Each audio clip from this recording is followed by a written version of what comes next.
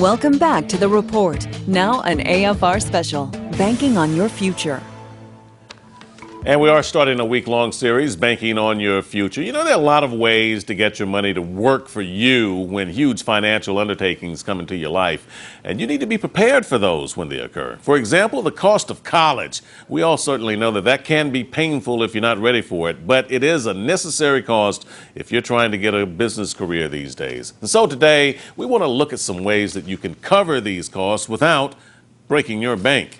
And we've got a pro here to talk to me about that, and I'm joined by Drew Miller from Beneficial Savings Bank. And Mr. Miller, thank you very much for coming in to help us sort this all out. It's a varied topic, and obviously when we're talking about our money, we know that there are a lot of different wings to that. But let's talk about college first. Sure. Is there a tried and proven best way to make sure that you've got the money when you need the money to put your kids through college? Other than hitting the Powerball lottery, there is no tried and true way. Do believe it's very important that you start planning as early as possible, come up with a disciplined plan to start saving money.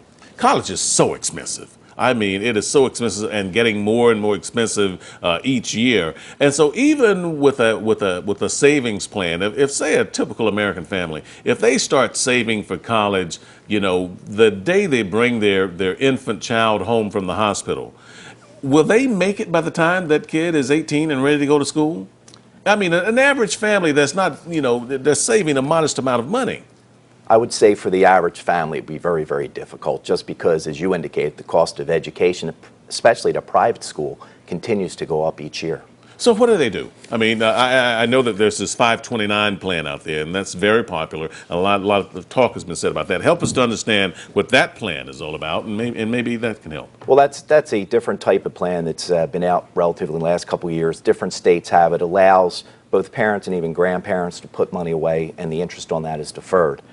Then you have your typical just savings plans, whether you put in mutual funds, a bank money market account, things of that nature. And then, of course, you look at scholarships, grants. Right, scholarships and grants. We know that those are things that when they come through, if they come through, that's certainly that's the lottery. That's the lottery. If they can get that. But let's say that a kid wasn't able to get a scholarship and it wasn't able to be afforded a grant.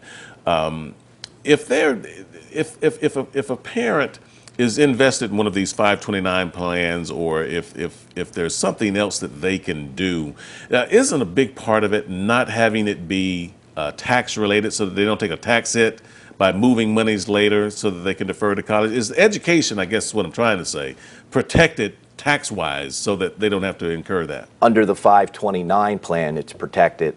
On the loan side, if you're taking out a loan for the cost of education, you know, via home equity, whether it's a fixed rate term loan or a home equity line of credit, then the interest you do pay is tax deductible. And what about taking out a loan for college? And this has been done for a very long time, and a lot of people, a lot of students end up having to try to pay back those loans over the great part of their careers after they've finished school. Sure, there's your typical federal loans, and that's the Perkins loan, the Stafford loan, and then there's PLUS loans for parents.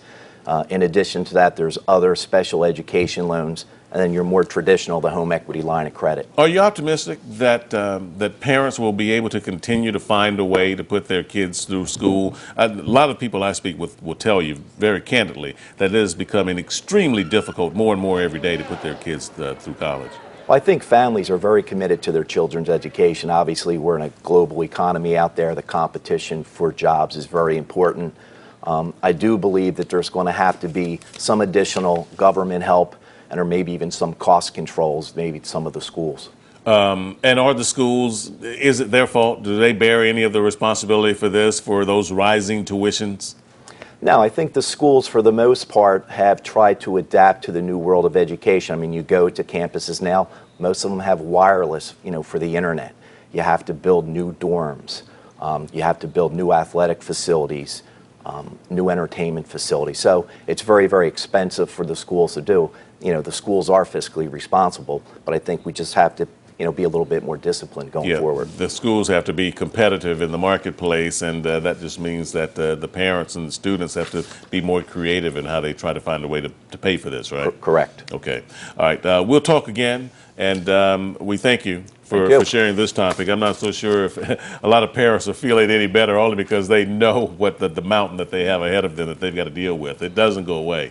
But please stay with us. Now, tomorrow, we're going to continue this discussion, but we'll be talking about getting rid of all of that debt demolition, as we continue our series, Banking on Your Future.